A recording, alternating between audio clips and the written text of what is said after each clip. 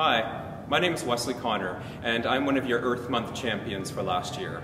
And I had the incredible honor of traveling to Ethiopia this year with WaterCan to visit some of the project sites that WaterCan's already sponsored and future upcoming sites.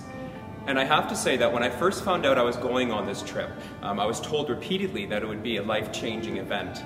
And I have to admit that I was a little apprehensive about this because I'd worked in Africa for 3 summers. I'd worked with AIDS orphans, and I worked retraining young ladies who had been sold into the sex trade industry. I had toured throughout India, so I really felt like I had seen poverty.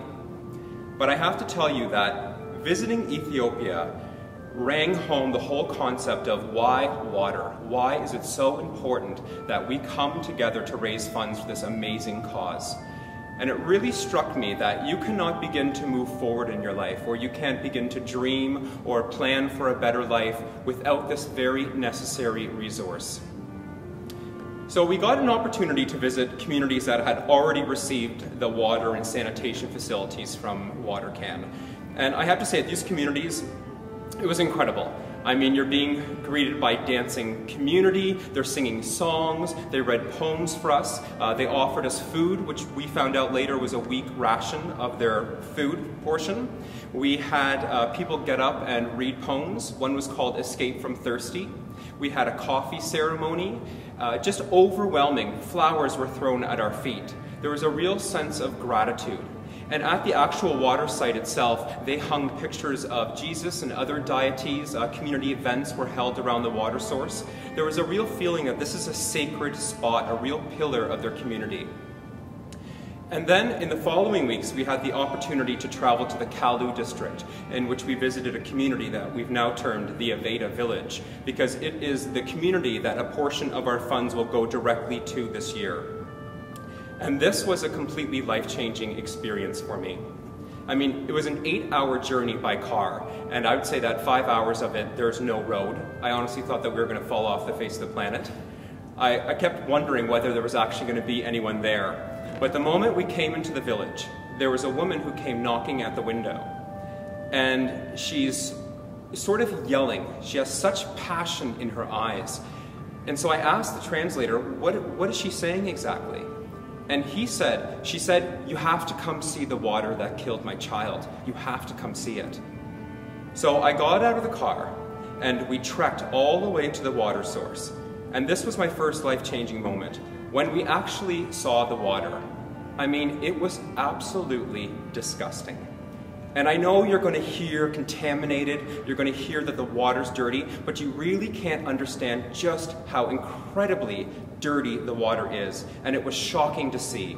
I mean, it's a small river that's full of feces. Animals bathe in it. There's mold and algae growing on top of it, and it's riddled with worms.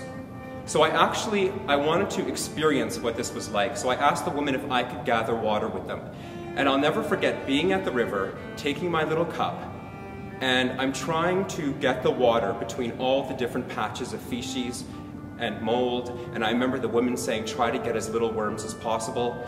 And I'm filling up this bucket, and I see the kids wiping their face with the water, and you just want to say, stop, don't touch that water. So we kept filling up the water bottles. And then I'll say my second life-changing moment came when I tried to carry it. These water containers weigh 40 pounds each. And I don't know if you're a workout buff, but next time you're at the gym, lift a 40-pound weight. It is incredibly heavy. So the women strapped the water on my back. I wanted to carry it home with them. And I must say that my colleagues say they're being very generous in saying that I got around 300 meters until I stopped. And I was completely exhausted. I couldn't do it anymore.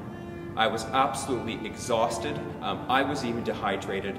And I just turned to the women, looking at all these elderly women who carry that water every day, 6 to 8 kilometers. And I just said, I'm sorry. I'm so sorry.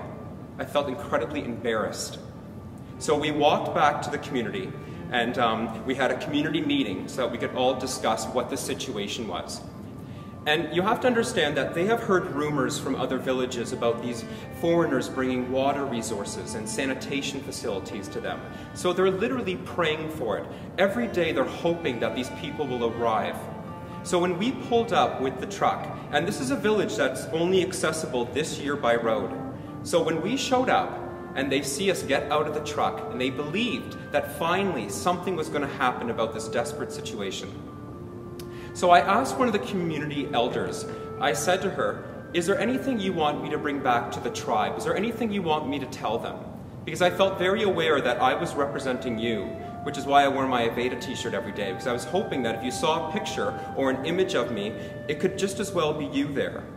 So I asked the community elder, is there anything you want me to bring back?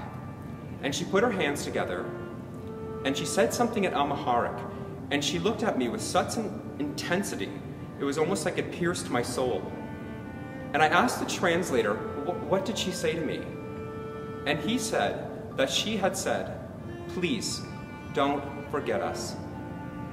So I looked at her and I said, I know it sounds hard to believe, but there's a whole community of people halfway across the world who actually care about this and who are going to work very hard this entire month to bring you these much needed resources. I promise you. So I felt like I made a promise on behalf of all of us, and I know that we're not going to let them down. It is incredible what we have the opportunity to do this month, and the amount of people we have the opportunity to touch and literally change their lives. Because I know they say $25 saves one life, but you have to remember that it also makes life bearable for many around that one child. So remember when you're raising funds this Earth Month, that when you're asking someone for money, whether it be $2, $5, or $25, you are not asking for yourself. You're asking for the people who do not have a voice to ask that person themselves. Thank you so much, and I know that we are going to change lives this month. Thank you.